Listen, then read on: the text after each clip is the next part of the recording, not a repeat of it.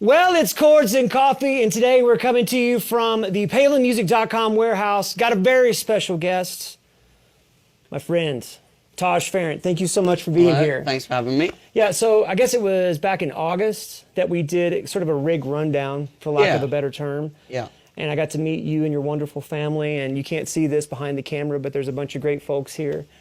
And came into the store, you were in town doing a show. Yeah. And we said we ought to do a Chords and Coffee lesson. So here we are, and I'm going to brag on you just a little bit, okay? All right.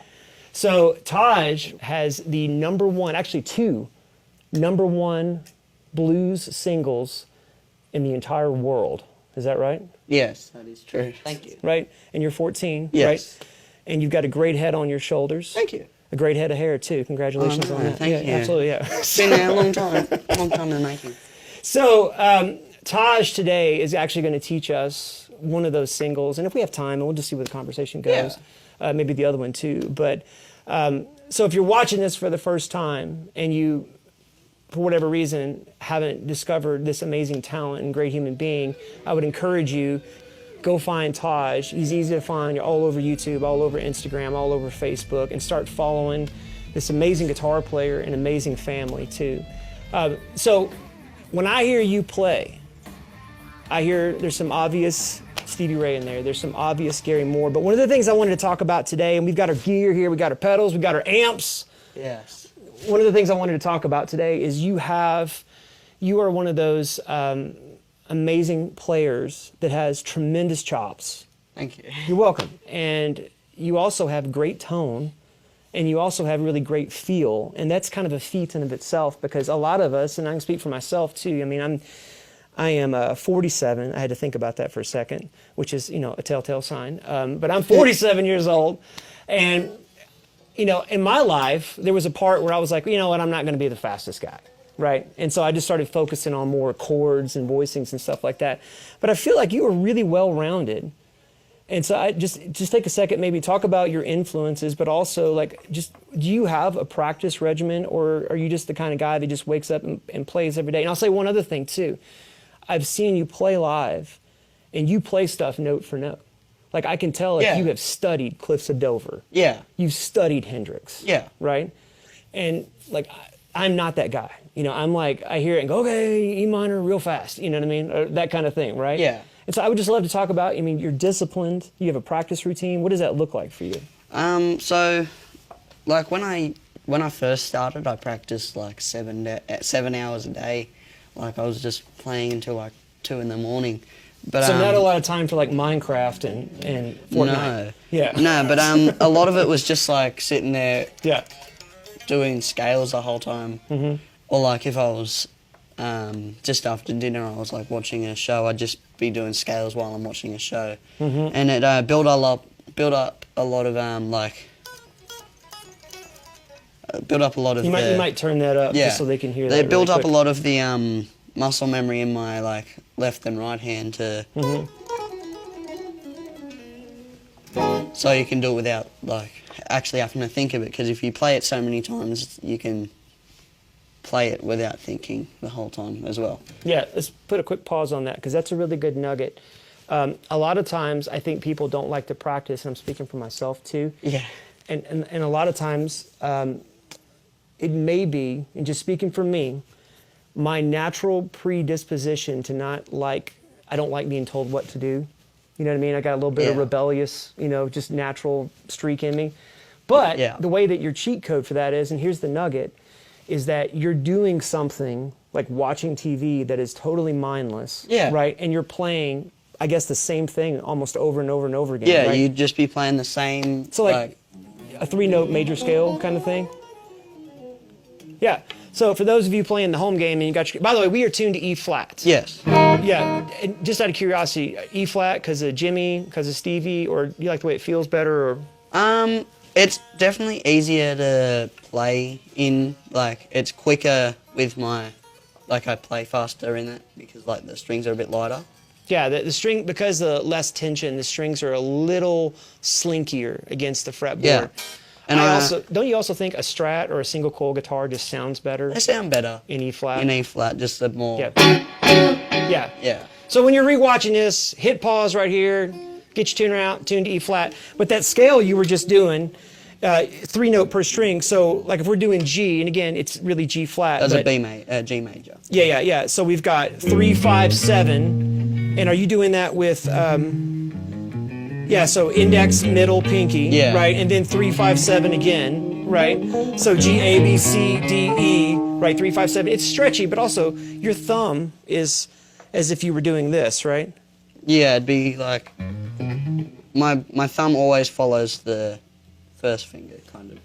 That's a good way to put it. I hadn't thought about it. So his thumb and index finger are kind of glued together, and then 4, 5, 7, right? And then 4, 5, 7 again. So 4, 5, 7 on the D string, 4, 5, 7 on the G string, and then 5, 7, 8. And this time it's index, ring, and pinky on the B, and then on the high E. Yeah, that's something I worked on a lot, was using my pinky, because now I have a lot more dexterity with it. Like I can actually use it without. Oh, no, how big of a string? What are you doing right there? So from 5 to 12. 5 to 12. All right, hold on a second. Somebody bring me some Vic Sav. Yeah, that's so from 5 to 12. Yeah, I can do 12 to a 24, but I don't have 24. I don't have 24 either, but 12. I mean, and that's still pretty 21. stretchy. Yeah. Nice, 12 to 21. Yeah. God, that's stretchy, brother. Yeah. That's all. So, with that, when you're doing that, are you doing like picking it once and kind of doing like a legato thing? No, I'd go like. It helped if you were doing like triplets or like. This is all free, by the way. We're going to get to Cruz, so stay tuned here. Your right hand, so my weakest link is definitely my rhythm hand, like my right hand, and that's like one of your strong suits. I want to circle back to that, but so your practice routine is you would sit with the guitar as often as possible, even if watching TV, right? And then when you're approaching tunes, how do you do that? Do you break it up in little bits, or? So something that actually helped me a lot, I'd fall asleep with the songs on repeat. So I'd go to sleep with like Spotify on, and I'd just put the phone underneath my pillow. So I'd listen to the songs, and because I've practiced all of those scales so much, I would be unconsciously like learning the songs without playing them. And it was weird how that worked, because like I did it on the start of this tour as well. I was like, oh, I need to listen to this song. So I just put it on repeat for like a whole night, and I could play the song by the next day, which was cool. That's pretty genius, because that's literally how you learn language. Yeah. Like if you're learning a foreign language, you just have to like just immerse yourself in it, and so you're listening. It's like a theme song. Right. So you just keep it playing in your dreams. So you'd subconsciously be listening to the song over and over again. So when you come out with the Taj Ference practice manual, it should be like fall asleep with Spotify. Exactly. Yeah. But dream practicing. Yeah, dream practice. Yeah. But there was something I did with my right hand. I'd do like this thing. It was one of my first guitar teachers. He taught me this, and you'd just like get faster until that's. Now, perfect on that. When you're doing that, are you thinking down up, down up? Or are you thinking tiny circles, or what are you thinking like as far as the motion itself? I'm more like I don't have perfect with the thing, because like I know you're supposed to use your wrist, but I use my whole arm because it's quicker. But So is it coming from your elbow? Yeah, a lot of it comes from my elbow, because like I'm doing that, but just really small. How do you keep it from being tense? I've done it so many times, it just like. Gotcha. That makes sense. Yeah, it's kind of muscle build up as well. Yeah. But it's a lot of practice went into how I can play now. Yeah. Yeah. Well, that's really cool. So let's talk about Cruz. Yes. It's a great song. So you've got 2 #1 iTunes blues singles all over the world.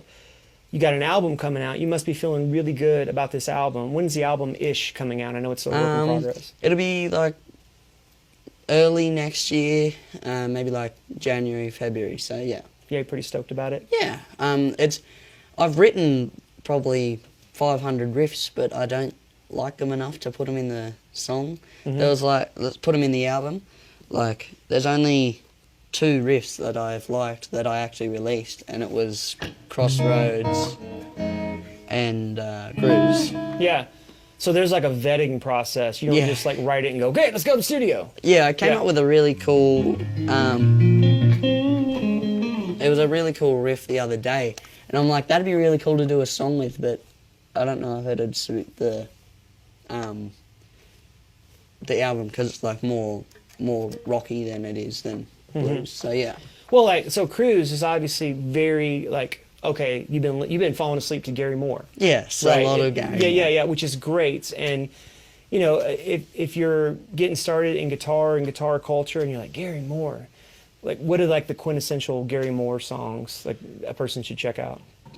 Still got the blues 100% just for like his solos in that.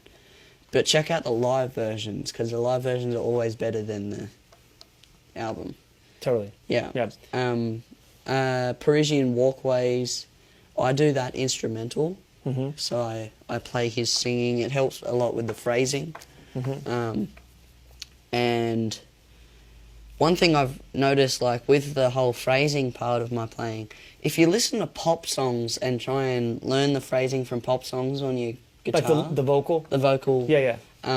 You can learn a lot of phrasings from anything because it's always from something else, and like yeah. Yeah, because a vocalist is going to do things like, for example, on Cruz, at the very beginning of this song, when I first heard it, to my ear, there was like this cool Jeff Beck moment that you did. But then when I saw you do it in person, it's this Bruce Lee vibrato karate chop thing here. Can you play that just for a second? Yeah, so the intro goes like this. That's the thing I'm talking about. Do that little, that little thing. It goes. So it's a. So we're again E flat tuning, but you're thinking of this as D minor. Yeah, right? D minor. And so we're doing a D minor thing, and you're doing this. But so it's something I learnt from my very first guitar teacher before Dad started teaching me as well. He always used to do this, like he'd do like a triple bend or he'd go. Who was what was your first guitar teacher's name? His name was Matt Piper. Matt Piper. You've done good with this one, sir. Yes. All right. Yeah. He always used to do that thing, and I was like, oh, I'm gonna steal that from you. He's like, okay. Yeah. But I like that's where I got the. So you're doing so we're on the G string and we're bending up to a whole step, right? Or is it more than a whole? No, it's a whole step. Yeah. And then I need to see it one more time because it's a. So it goes up, and then. So it's like. So you're. Yeah.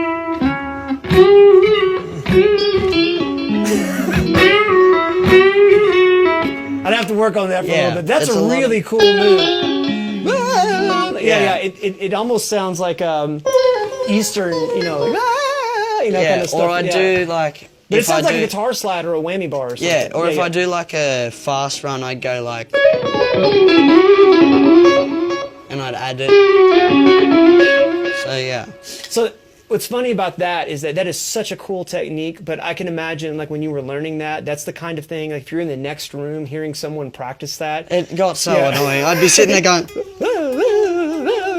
But that's the way you do it. Yeah. So nugget number 2 is, so the first one was, actually this is nugget number 3. Yeah. The first one was sort of watching TV with guitar, and we think about how many times we're staring at a screen at some point. There's plenty of guitar practice time inside there. Pick a scale, play it mindlessly over and over and over again. Fair? Yes. Nugget number 2 is have the songs that you want to play playing in the background as much as possible. Even if you're like cleaning your room or something, just put the song on really low even if you just barely can hear it, but it's still there. So you're learning a language. If you want to learn to speak Portuguese, listen to Portuguese. Exactly, yeah. And then nugget number 3 is to find as many vocal techniques Yes. And I would imagine if you're just getting started, you may go, I don't know how am I going to do that? You know, well, even if it's just one little nugget like that, is it okay if we just refer to that as Bruce Lee Karate Chop Vibrato? We'll call it Karate Chop Vibrato. Perfect. Karate Chop. That's actually page 3 in your manual. Very good. Yep. Right. Yep. All right. So let's get to Cruz. So we got that intro, and there's some cool stuff happening there. Go ahead and play the rest of, if you don't mind, play the rest of that intro. You can turn it up a little bit. Yeah. Too. So it does that first. Like,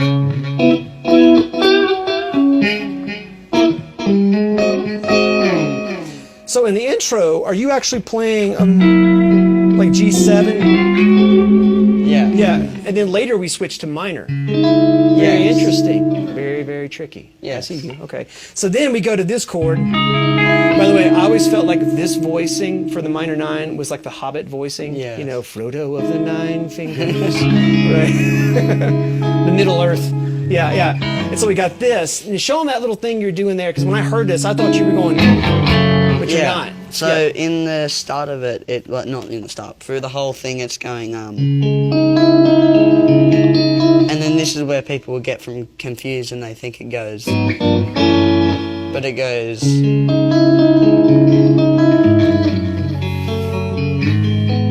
Stretchy McStretcherton strikes again. Yeah, because I wanted this to ring out. I mean, you could kind of cheat with it and put on a robot. Now don't give up, because this is stretchy. You can do this. All right, so you got. So all right, so first of all, here's this chord. It's D minor. So index finger on the 5th fret from the A all the way to the high E. You're going to build an A minor underneath it, sort of, because it's really A minor 9, right? But stay with me. Index finger, A all the way to high E. Middle finger is going to be on the B string of the 6th fret. Ring finger is going to be on the D string of the 7th fret. Now pinky, you can do this, is going to be on the 9th fret of the G. Thumb placement is everything, right? Yeah. If your thumb is wrong, it feels impossible. Well, that's where I have my thumb. I have it just underneath the line. Oh, so you don't have a line. But if you look at the skunk stripe if you look at the back of your guitar, you can just imagine a line in the middle of your neck and just have it underneath. Yeah, show them folks what you're talking about. On the back of my Strat, I have a line down the back. Obviously, if you have a Strat, it's going to be easier. Yeah. But you can just imagine a line, or if you get a little like pinstripe stuff, like the tape, you can just put it on the back, right in the middle. Yeah. You can put it underneath. And you were just saying your thumb actually is creeping up on that kind of towards the edge of the fingerboard. Not quite. Yeah. Like, there we go. Hey, right there. Honest relicking. All right. Right there. Yeah. It's just underneath it. Yeah. So then we got. So from this D minor, you're going to hit that A, and then that A flat. And then you swap to That's brutal, bro. And then G minor, and then A minor. And again, right? We did this 3 times? Yeah. One more time, or B flat? Yeah, one more. Okay. And then from this and A minor goes to B flat. B flat. To C, right? Yep. Then to a G minor. And then this is the first time A7, right?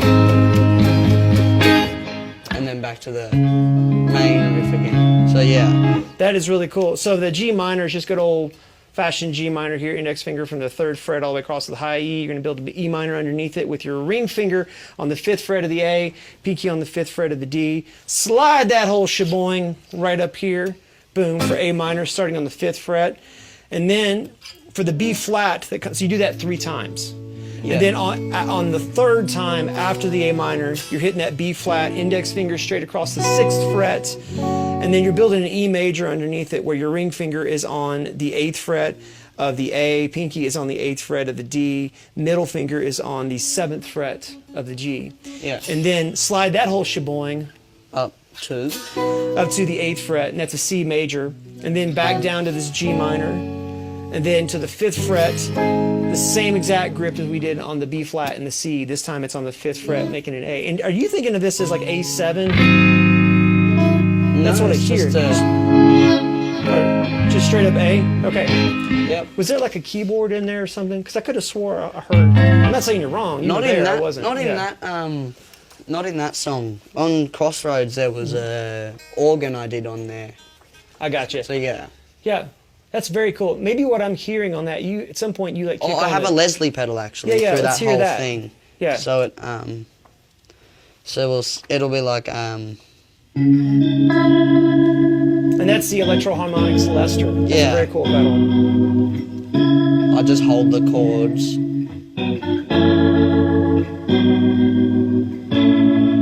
Okay.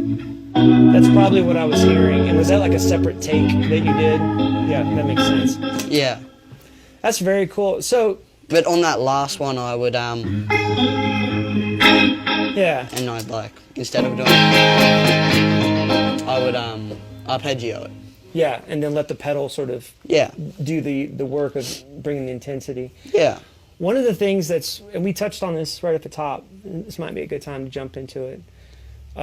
One of the things that, especially on this song, when you listen to it, you're going from, it starts off, you know, it almost sounds like you're playing with your thumb, like octaves. I was. You was. Yeah, you, so you I was. All right. Nice.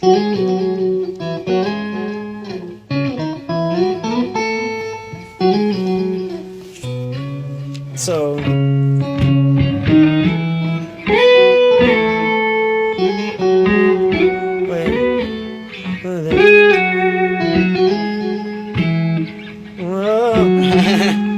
so are you tucking your pick in here? There. Boom. All right. It's easy to. Yeah, yeah. So like that's when. Like you can barely see when I like. All right, we got to talk about that. Yeah. So your right hand, you're playing with your pick, and when first of all, how do you hold your pick? I know it's kind of a dumb question, but it Like makes a this. huge difference. So it's like that. With Can my. you show it to those folks Like right this. there? Okay, so you're holding it with the point edge down, right? Yeah. You're using the point edge, and then when you're playing, are you down up, down up, down up all the time? It depends. It's like Yeah. on the top strings. Obviously, I probably wouldn't. It depends on what I'm doing.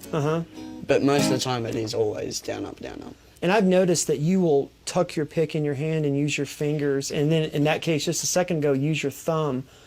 Pretty back and forth. It's not like. Yeah. Also, one thing with this, I don't ever pluck down with this. It's always still down up, down up. So down up, down up, down up, down. So in other words, you're not doing a whole lot of raking with that. No, that's what I have my thumb for. Okay, gotcha. So I'd be like. Okay. So I think we were just talking about Guthrie Govan a second ago, and I think there's a great lesson with him where he's talking about. I think it's when he was playing a PRS too. I can't remember. It's an older lesson. It's You can an find old lesson. It's an out there, yeah. But he was talking about how there's like a different EQ curve, like sound-wise, with fingers. You know what I mean? There's like a different There sound. is. Yeah. Is that what's leading you to? There was more. It was more warmth in the. With that. Compared to if I went. Totally. See. Yeah. So you do like this kind of Wes Montgomery thing. Yeah. At the top. Yep. And then from there, I heard you earlier when we were just getting set up. You played it down low like that. Can you play that? Yeah.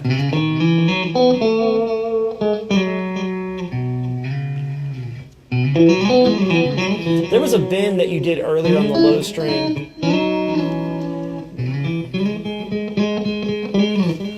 So it was when you were like, and you were bending down here. When That was the double bend. When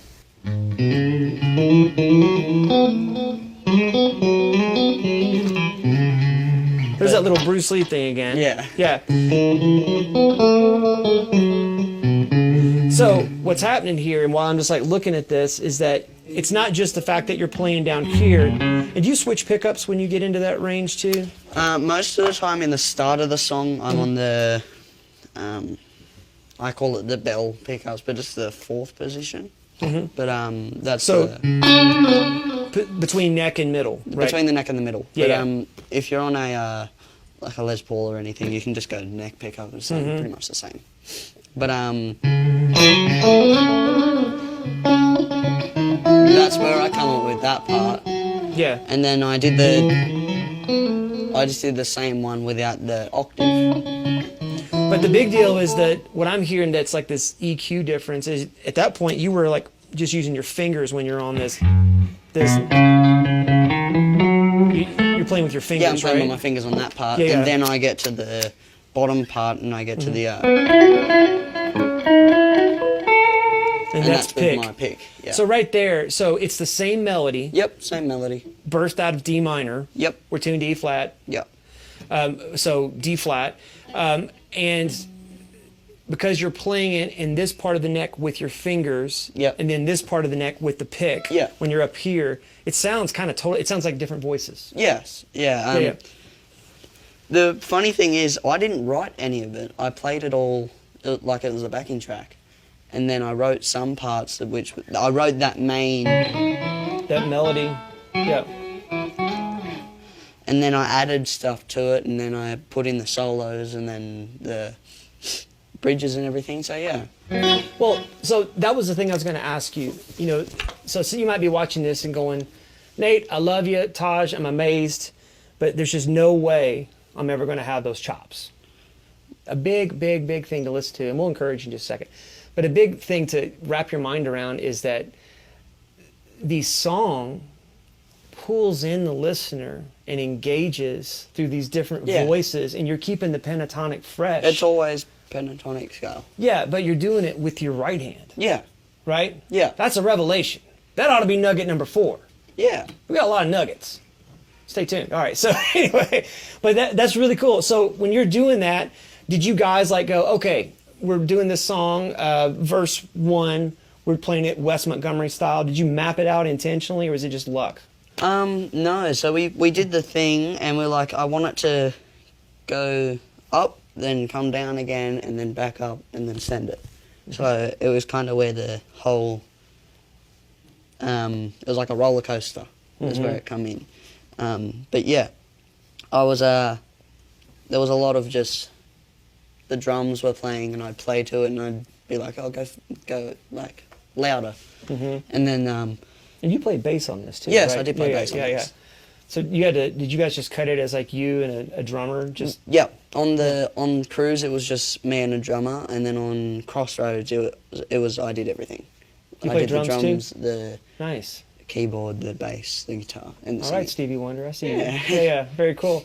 That's awesome. So could you kind of walk us through, okay, then as the tune evolves, there is like this big shreddy moment, kicking on the chorus pedal, and maybe even like, I'd love for you, this might be a good time to even just mention some of your effects that you're using. Yeah, so I used the DD500 for my delay. And that was on your board last time, too. Yeah, that's my favourite one. I never actually touched it. This one's new. This is Joe Satriani's pedal. By the way, that is literally Joe Satriani gave you that pedal. Yes. Well, he didn't give it to me, traded. but someone bought me it. Yeah. And he was like, "Oh, this is it." And he also gave me the guitar that he played that night as well. Oh, that's cool. Yeah. That's so cool.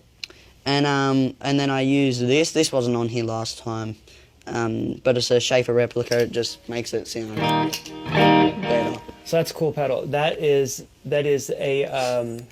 a replica or a clone of It's the. a clone of the Schaefer tower that Angus used to use. Which was like one of the old school original wireless systems, which in terms of a wireless technology concept today is gloriously inefficient. Yes. Right.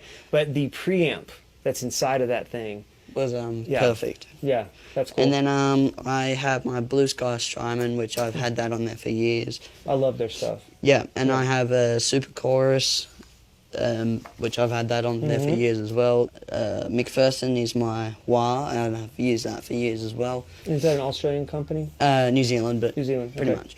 And then Rick from Celestian gave me this for me to try out for the tour. Southland. That is a great sort of a little tube screamery, but it's got its own voice. Yeah. And then I have my TS9X, I think. And then, we love Friedman and the Friedman BEOD Deluxe. Oh, yeah, by the way, I don't know if you heard about it, but yeah. We do like Friedman. Yeah. So, yeah. And then I have my BEOD Deluxe that I put on yesterday, actually. Yes, finally. Yeah. Yeah. It was a. And that's a pretty metal sound. Yeah, but I bring it back to how.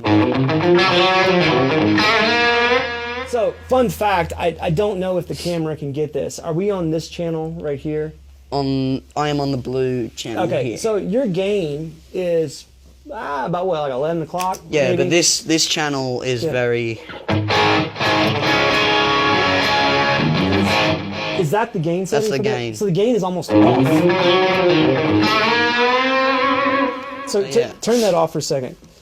And then hit it, just let me hear it without it. Oh yeah, and then you kick it on.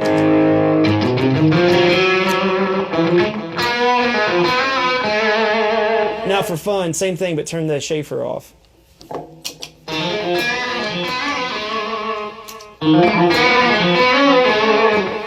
Yeah. It's that secret sauce. That is the secret sauce. Yeah. All right, very cool. And so you kick in on Cruz. Yes. And with full tilt boogie.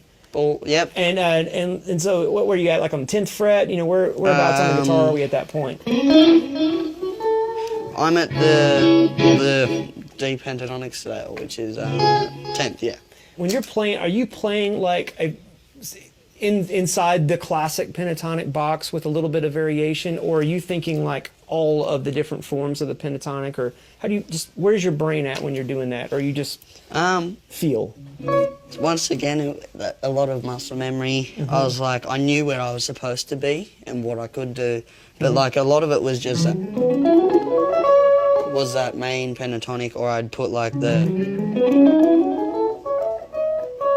and you'd add like the extra. Yes. Let's talk about that really quick. So you're playing the standard pentatonic scale, but you're adding this note, right? And that note, and then that one too. Yeah. Yeah. So and a lot of things I would do there, like on a fast run, I think I go, and that's the thing again. Yes. Yeah. I love that. You know what it's very Jeff Beck to me. Yeah. But also, have you checked out this guy Jimmy Herring? No, I haven't. Okay, so he used to play with a band called the Colonel Bruce Hampton and the Aquarium Rescue Unit. And It's a long name. Yes, but he is the John Coltrane of electric guitar. That's cool. Yeah. And I think he would get it from like a little bit of Jeff Beck, but also John McLaughlin from Mahavishnu Orchestra and that kind of thing. Yeah. So what Taj is doing here, he's basing it's the good old D minor pentatonic box, but you're putting in right? Yeah. So all that is, if we're thinking about this in D minor, and this would be a great way for you to spice this up. By the way, we've talked about this in Chords and Coffee, but he executes it awesomely. So it sounds better. So with that being said, it's going to be 13, 12, 10, 13, 12, 10 on the B string, and all you're doing is you're adding the ninth of that minor, right? Yeah. As well as the sixth, right? And so you're adding those two notes, and then you just follow suit as you go down. You're going to add that, so from 12, 10, 9, 12, 10, 9. And in that, I also used harmonic minor, which is the... Oh, yeah. Oh, so you use that in like on the 5 chord of this song, or just... I used it a bit everywhere, so Yeah. you'd hear it, I'd be like...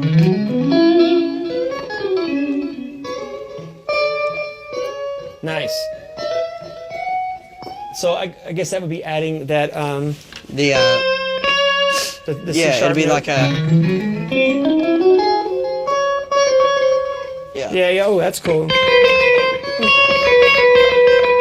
Yeah. That's cool.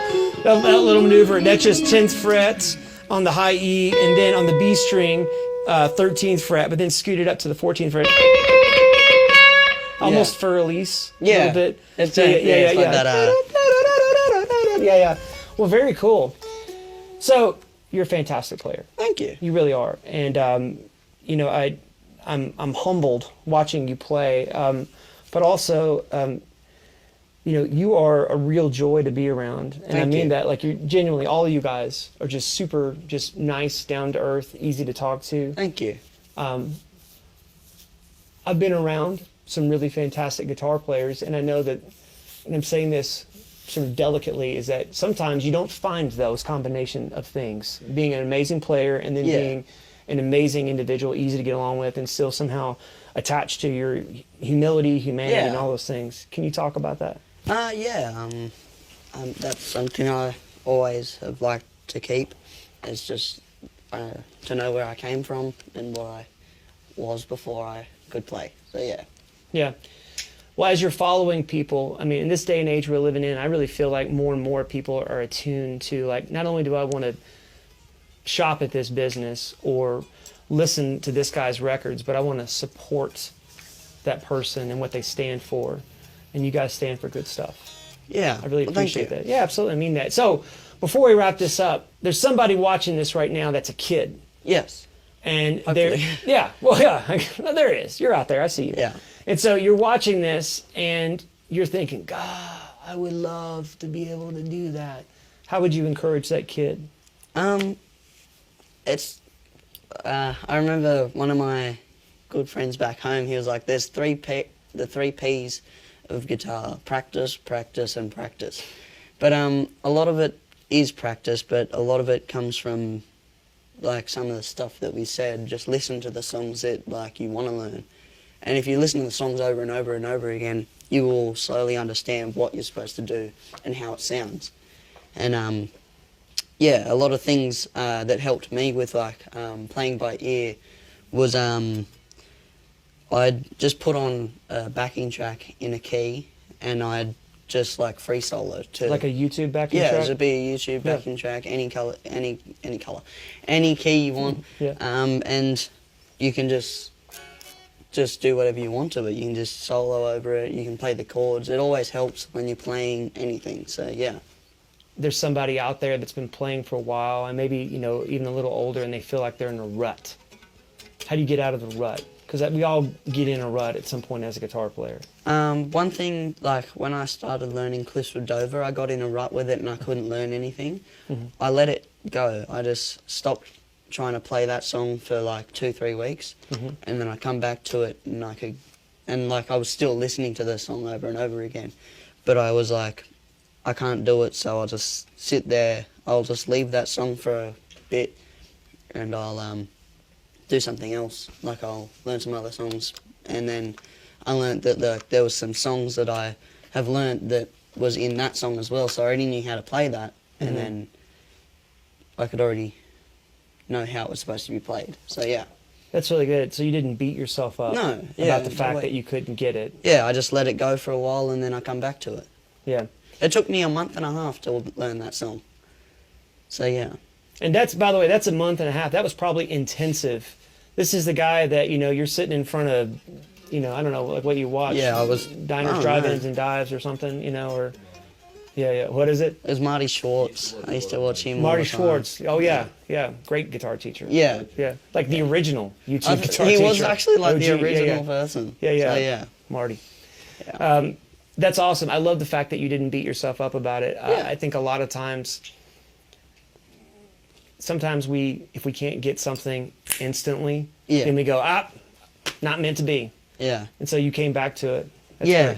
And it was hard to be like, I can't do it. So I was like, okay, I'll just leave it for a bit. And then I got back on the guitar for like a week or two after, and then I was like, I can play it now. Okay. Yeah. And how old were you then? I was 9 when I learned that song. Okay, so now somebody's watching here and they're like, dude, I'm 79, all right? What would you say to that person that's out there that's picking up guitar, at a point where maybe they've already raised a family, maybe they're even retired and they have time, but they feel like, oh man, it's too late, and we know that's not true. How would you encourage that person? It's like you can really do anything if you put your mind to it, and I know everybody's heard that before, but it's like, it's true. Like I've practiced for 7 years and I'm still learning stuff now, and it never stops when once you start playing, you never stop learning stuff. That's exactly right. Yeah. So start right now. Now is the best time to start. Now is the best time. Yeah, that's awesome. All right. Well, you've been awesome. I want to wrap this up. Thank you. And I want to give you an opportunity to express some gratitude to someone in your life, Yeah. where you can say, hey, I just want to look at the camera and say thank you to whoever that would be? It would probably be my mum and my dad for doing all the hard work back home so I could come over here and do what I love to do. So yeah, it's probably the main cause. So yeah. That's awesome. Yeah. Well, you're a good man, sir. Thank you. I appreciate you. Thank you for having me too. Absolutely. And I hope we get to do this again. Sure. And I'm going to tell you something. You may not know this. These folks on the other side of that lens, this is the most encouraging guitar community in the universe. Yep. And every Saturday morning at 9 a.m. we get together. If you're watching this and you like this, share it. Hit the subscribe button. And we will see you next Saturday at 9 a.m. for another Chords and Coffee.